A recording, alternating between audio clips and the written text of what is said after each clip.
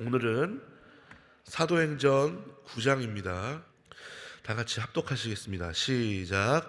사울이 주의 제자들을 대하여 여전히 위협과 살기가 등등하여 대제사장에게 가서 다메섹 여러 회당에 갈 공문을 청하니, 이는 만일 그 돌을 좇는 사람을 만나면 물론남녀하고 결박하여 예루살렘으로 잡아오려 함이라. 사울이 행하여 다메섹에 가까이 가더니 호련히 하늘로서 빛이 저를 둘러 비추는지라.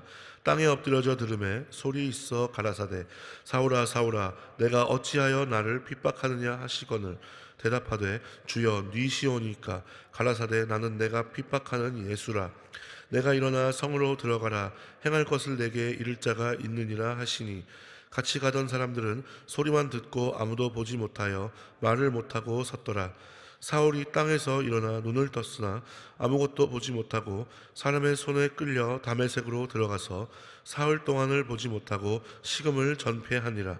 그때에 다메섹에 아나니아라 하는 제자가 있더니 주께서 환상 중에 불러 가라사대, 아나니아야 하시거늘, 대답하되 주여 내가 여기 있나이다 하니, 주께서 가라사대 일어나 직가라 하는 거리로 가서 유다 집에서 다소 사람 사울이라 하는 자를 찾으라. 저가 기도하는 중이다. 저가 아나니아라 하는 사람이 들어와서 자기에게 안수하여 다시 보게 되는 것을 보았느니라 하시거늘, 아나니아가 대답하되 주여 이 사람에 대하여 내가 여러 사람에게 듣사온즉 그가 예루살렘에서 주의 성도에게 적지 않은 해를 끼쳤나 하더니, 여기서도 주의 이름을 부르는 모든 자를 결박할 권세를 대제사장들에게 받았나이다 하거늘, 주께서 가라사대 가라. 이 사람은 내 이름을 이방인과 임금들과 이스라엘 자손들 앞에 전하기 위하여 택한 나의 그릇이라. 그가 내 이름을 위하여 해를 얼마나 받아야 할 것을 내가 그에게 보이리라 하시니, 아나니아가 떠나 그 집에 들어가서 그에게 안수하여 가로되, 형제 사울아, 주 곧 내가 오는 길에서 나타나시던 예수께서 나를 보내어 너로 다시 보게 하시고 성령으로 충만하게 하신다 하니, 즉시 사울의 눈에서 비늘 같은 것이 벗겨져 다시 보게 된지라. 일어나 세례를 받고 음식을 먹음에 강건하여지니라. 사울이 다메섹에 있는 제자들과 함께 며칠 있을새 즉시로 각 회당에서 예수의 하나님의 아들이심을 전파하니, 듣는 사람이 다 놀라 말하되, 이 사람이 예루살렘에서 이 이름을 부르는 사람을 잔해하던 자가 아니냐. 여기 온 것도 저희를 결박하여 대제사장들에게 끌고 가고자 함이 아니냐 하더라. 사울은 힘을 더 얻어 예수를 그리스도라 증명하여 다메섹에 사는 유대인들을 굴복시키니라. 여러 날이 지나매 유대인들이 사울 죽이기를 공모하더니 그 계교가 사울에게 알려지니라. 저희가 그를 죽이려고 밤낮으로 성문까지 지키거늘, 그의 제자들이 밤에 광주리에 사울을 담아 성에서 달아내리니라. 사울이 예루살렘에 가서 제자들을 사귀고자 하나 다 두려워하여 그의 제자됨을 믿지 아니하니, 바나바가 데리고 사도들에게 가서 그가 길에서 어떻게 주를 본 것과 주께서 그에게 말씀하신 일과 다메섹에서 그가 어떻게 예수의 이름으로 담대히 말하던 것을 말하니라. 사울이 제자들과 함께 있어 예루살렘에 출입하며 또 주의 예수의 이름으로 담대히 말하고 헬라파 유대인들과 함께 말하며 변론하니, 그 사람들이 죽이려고 힘쓰거늘 형제들이 알고 가이사랴로 데리고 내려가서 다소로 보내니라.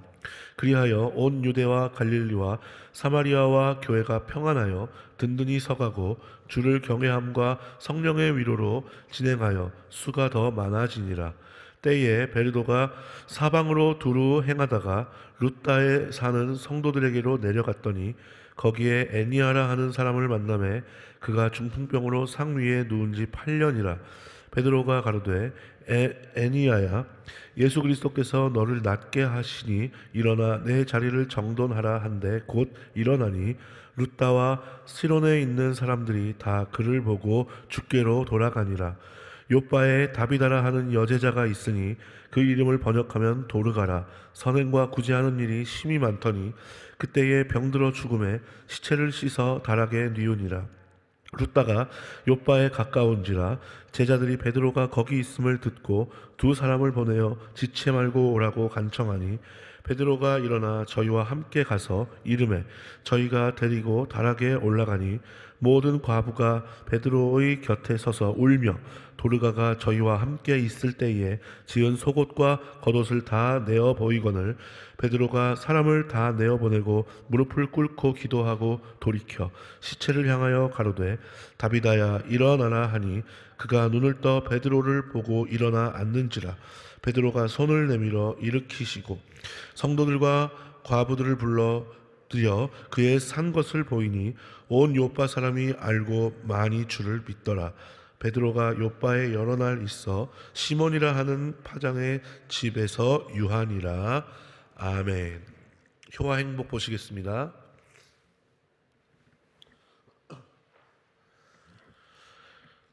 오늘은 사도행전 9장 제목은 바울 되게 하신 예수님의 사랑입니다.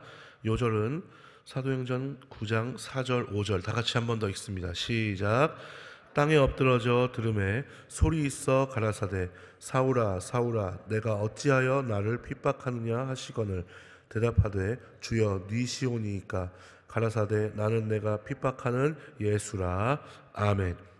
나그네의 외투를 벗길 수 있는 것은 강한 바람이 아니라 부드럽고 따스한 햇살이다. 이처럼 사람의 완악한 마음을 변화시키는 것도 힘에 의한 강요가 아니라 부드러운 사랑이다. 핍박자 사울이 전도자 바울이 된 것도 직접 찾아오신 예수님의 사랑 때문이다. 첫째, 예수님의 사랑은 성품의 변화를 가져온다. 사울은 위협과 살기가 등등한 회방자, 핍박자, 포행자였다. 이런 사울에게 예수님은 호련히 하늘의 빛으로 다가오신다. 이것은 사울을 향한 예수님의 조건 없는 긍휼이며 사랑이다. 사울의 완악한 심령에 부드럽게 이름을 부르시는 예수님의 사랑이 닿자 사울은 넘치는 사랑으로 가득 찬 바울이 된다. 이처럼 예수님의 사랑은 불신자를 믿음의 사람으로 믿는 사람을 결박하던 손을 생명을 살리는 손으로 변화시킨다. 둘째, 예수님의 사랑은 비전의 변화를 가져온다. 사울의 마음은 온통 예수님을 좇는 사람들을 결박하고 잡아들이겠다는 열방으로 불탄다. 그러나 예수님의 사랑의 빛을 통과한 바울은 이방인과 임금들과 이스라엘 자손들 앞에 예수님의 이름을 전하는 그릇이 된다. 예수님의 사랑으로 십자가를 전하는 사람들을 해하던 사람이 예수님의 십자가를 위해 사는 사람이 된 것이다. 셋째, 예수님의 사랑의 관계에 변화를 가져온다. 제자들을 위협하던 사울이 그들과 함께 거하는 동역자가 된다. 예수님의 사랑은 사람 사이에 편견을 깨트리고 막힌 담을 무너뜨린다. 도저히 손잡을 수 없는 원수 관계가 생명을 돌봐주는 사랑의 관계로 변한다. 예수님의 사랑은 모든 것을 변화시킨다. 병든 육체가 건강한 육체로 변하며 죽은 영혼이 눈을 떠 일어나 앉게 된다. 예수님의 사랑을 깊이 갈망하자. 그 안에서 우리는 복된 인생이 된다. 할렐루야. 오늘 우리가 읽은 사도행전 9장에는 잘 아는 이야기가 나와 있죠. 바로 사울이 누굴 만나죠? 예수님을 만나는 그런 이야기가 나와 있습니다. 우리가 읽은 본문의 내용을 우리가 잘 살펴보면 정말 모든 주권이 주님께 달려있다는 사실을 알 수 있게 되는 줄 믿습니다. 모든 주권은 누구에게요? 주님 앞에 있습니다. 우리의 모든 일상도 우리의 모든 인생도 그리고 우리가 나중에 주님 앞에 서게 되는 그날 약속대로 하나님의 나라에 들어가게 되는 것도 누구의 주권 아래 있어요? 주님의 주권 아래 있는 줄 믿습니다. 특히 사울이 그렇게 믿는 사람들을 핍박하고 결박하고 옥에 가두고 교회를 박해하던 사울이 이제는 오히려 주의 복음을 증거하는 주님의 증인이 된 것을 볼 때 사람은 한치의 앞날을 알 수도 없고 그리고 단 1분 뒤에 있을 일도 우리가 장담할 수 없다라고 하는 사실을 다시 한번 알 수 있습니다. 자, 그러면 우리가 이런 사실을 모두 인정하는데 사울이 바울이 된 것을 아는 우리, 그리고 나중에 예수님께서 우리를 사울을 부르신 것과 같이 언젠가는 우리를 부르실 텐데 그렇게 부르심 받는 그날까지 어떻게 살아가야 할까요? 우리 두 가지만 기억할 수 있었으면 좋겠습니다. 첫 번째는 우리는 잘못된 열심을 내서는 안 된다는 겁니다. 오늘 우리가 읽은 본문을 보시면 사울은 무언가 열심을 내고 있습니다. 자기의 일상에서 굉장히 열심을 내고 열정적으로 무언가를 하죠. 그 행동이 뭐였어요? 교회를 박해하고 믿는 사람들을 잡아서 옥에 가두고 거기에 1등으로 열심을 낸다 소리를 듣지 않으면 굉장히 서운할 수 있는 그런 사람이었습니다. 그런데 한번 잘 생각해 보세요. 여러분, 그것이 올바른 열심이었어요? 아니면 옳지 않은 열심이었어요? 옳지 않은 열심이었죠. 예수님 보시기에 그것은 절대로 옳지 않은 열심이었습니다. 사울뿐만이 아니죠. 그 당시 대제사장들, 서기관들, 바리새인들, 사두개인들, 사회 지도층들은 예수님 앞에서 자기들 나름대로 무언가 신앙을 지킨다고, 믿음을 지킨다고 나름대로 열심히 신앙생활을 한다고 했지만 그것은 예수님 앞에서 절대로 올바른 열심이 아니었죠. 자, 여러분, 우리도 이와 같은 옳지 않은 열심에 빠질 수 있을까요? 없을까요? 당연히 있죠. 왜냐하면 여러분 잘 생각해 보세요. 교회라는 건물이 우상이 될 수 있어요? 없어요? 있죠. 교회 안에 친구나 아니면 그런 관계가 우상이 될 수 있어요? 없어요? 있죠. 아니면 봉사한다는 것이 우상이 될 수 있어요? 없어요? 있죠. 내가 뭔가 한다는 것이 우상이 될 수가 있어요. 만약에 그것에 빠져버리면 하나님께서 기뻐하시는 뜻을 우리 주님의 몸된 교회 안에서부터 그리고 우리의 일상에서 모이는 교회, 흩어지는 교회로 그렇게 이루어 나아가야 하는데 여러분, 그것에 빠져버리게 되면 올바른 열심을 나타낼 수 있을까요? 없을까요? 힘들겠죠.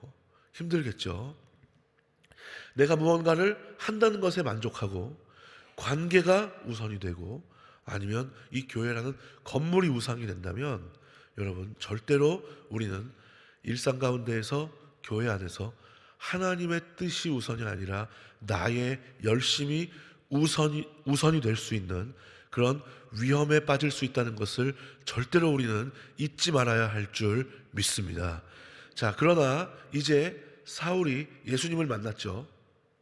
예수님을 만났어요. 그렇죠? 그리고 나서는 어떻게 됐어요? 180도 변했죠. 그가 보였던 열심은 이전에 보였던 잘못된 열심이 아니었죠. 정말 주님께서 기뻐하시는, 예수님께서 옳다 말씀하시는 그런 일에 열심을 내고 자신의 인생을 바친 줄 믿습니다. 여러분, 예수님을 만났다고 하는 우리도 어떻게 해야 될까요? 사울이 변하여 바울이 된 것과 같이 우리의 열심이 주님보다 앞서는 것이 아닌 주님의 생각이, 주님의 말씀이, 주님의 방향이 우리의 삶을 인도하시고 우리가 그렇게 순종하며 나아가야 할 줄 믿습니다. 오늘 예수님의 말씀을 들은 사람들을 보세요. 예수님께서 저기 아나니아의 집에 가라 라고 말씀하신, 그리고 사울에게 안수해라 라고 말씀하시는 그 말씀을 여러분 듣고 순종했어요? 그렇죠. 순종했죠. 여러분, 우리도 그렇게 나아가야 할 줄 믿습니다. 어떻게 저런 사람에게, 하나님 정말 너무하지 않으세요? 어떻게 저런 사람에게 그렇게 하실 수가 있으세요? 저는 못하겠어요. 여러분, 이렇게 할 수 있는 마음이 들 수가 있어요? 없어요? 있죠. 그리고 실제로 저는 그건 도저히 못하겠어요 라고 하면서 불순종할 수 있는 사람이 생겨날 가능성도 있죠. 저는 하나님의 생각 도저히 이해 못하겠어요. 자, 하지만 이것 역시도 자신은 옳다고 행하는 거겠지만 하나님 보시기에는 올바른 열심이에요? 올바르지 않은 열심이에요? 올바르지 않은 열심이 될 수 있는 거죠. 주님께서 우리에게 말씀하셨다는 이유만으로 우리가 주님의 음성에, 주님의 생각에, 주님의 방향에 순종하며 나아갈 수 있는 저와 여러분들이 되시기를 주님의 이름으로 간절히 부탁을 드리겠습니다. 여러분, 그렇게 되려면 어떻게 해야 돼요? 우리 주님의 뜻을 물어야 할 줄 믿습니다. 내가 옳다고 생각하는 것이 다 주님의 뜻과 일치한다, 그렇게 생각하지 말고 주님 어떻게 생각하십니까? 주님의 뜻은 무엇입니까? 주님의 방향을 말씀하여 주시옵소서. 그리고 그것을 깨달아 알 수 있는 지혜를 주시고 생각하는 것으로만 그치지 아니하고 실천하며 주님 앞에 올바른 열심을 낼 수 있도록 용기와 믿음을 더하여 주시옵소서. 우리 이렇게 나아갈 수 있는 저와 여러분들이 되시기를 주님의 이름으로 간절히 부탁을 드리겠습니다. 자, 두 번째로 우리가 기억해야 할 것은 뭐냐 하면 우리를 나중에 영원히 살리시는 분도 예수님이라는 사실이에요. 여러분, 오늘 병든 자가 일어나고 죽은 자가 살아나는 그 기적이 우리가 읽은 본문에 나오죠. 자, 그런데 이것이 베드로의 능력일까요? 아니죠. 베드로에게 임하신 누구의 능력이에요? 그렇죠. 하나님, 성령님의, 예수님의 능력이죠. 자, 그런데 여러분, 이 삼위일체 하나님의 능력이 먼 훗날 우리도 그렇게 살리실 줄 믿습니다. 여러분, 우리는 그 소망이 있기 때문에 지금 여기서 이렇게 예배드리고 기도하면서 힘든 세상살이 가운데 힘을 내서 살아가려고 하는 거 아니겠어요? 자, 여러분, 그 모든 주권이 누구에게 있다고요? 주님 앞에 있다는 사실을 우리 잊지 않을 수 있었으면 좋겠습니다. 그렇게 주님 앞에 우리가 나아가서 모든 것을 결산하는 그날, 주님 앞에 서게 될 때 주님께서 우리에게 잘했다 칭찬하시며 우리를 안아주시고 약속된 하나님의 나라를 선물로 주실 수 있는 저와 여러분들이 되셨으면 좋겠습니다. 여러분, 그렇게 되기 위해서 이제 영적인 그런 죄 씻음을 받은 우리, 그리고 하나님의 자녀 예수 그리스도의 제자된 우리는 이 땅에서 살아갈 때 더욱더 담대하게, 지혜롭게, 용기 있게, 믿음으로 우리의 일상에서부터 하나님의 나라를 이루며 살기 위하여 노력하며 살아갈 수 있는 저와 여러분들이 되셨으면 좋겠습니다. 그리고 그 모습을 주님께서 참된 믿음으로 용납해 주시고 나중에 우리가 모두 주님 앞에 일어나 서게 되는 그날, 약속대로 우리를 하나님의 나라로 인도해 주시고 그곳에서 영생 복락을 함께 누릴 수 있는 그런 복된 인생을 살 수 있는 우리 모두가 되었으면 좋겠습니다. 여러분, 이것을 위해서 우리가 의지를 갖고 기도하며 나아가시기 바랍니다. 그리고 주님께서 주시는 그 음성을 용기 있게 믿음으로 실천하며 나아갈 때 성령께서 우리와 함께 하실 줄 믿습니다. 사울을 바울로 만드신 주님께서 우리도 그렇게 더욱더 나아갈 수 있도록 만들어 주실 줄 믿습니다. 이런 은혜가 우리의 믿음의 증거로 소유되는 복된 인생을 사는 저와 여러분들이 되시기를 주님의 이름으로 축원합니다. 기도하겠습니다. 하나님, 감사합니다. 사울을 바울로 만들어 주신 주님, 죽은 자를 살리고 병든 자를 고치는 주님의 그 능력과 인도하심이 오늘날 우리와도 동일하게 함께 하시는 줄로 믿습니다. 아버지 하나님, 이 사실을 잊지 말고 우리가 주님께서 주신 소중한 하루 동안에 우리의 열심이 주님의 생각보다 앞서는 것이 아니라 온전히 주님의 생각을 묻고 그 생각대로 온전히 행할 수 있도록 인도하여 주시옵시고 은혜를 베풀어 주시옵소서. 그래서 나중에 주님께서 우리 모두를 다시 살리시는 그날 약속대로 천국을 유업으로 소유하며 주님과 함께 영생 복락을 누릴 수 있는 그런 복된 인생이 될 수 있도록 주님 인도하여 주시옵소서. 예수님의 이름으로 감사하며 기도드리옵나이다. 아멘.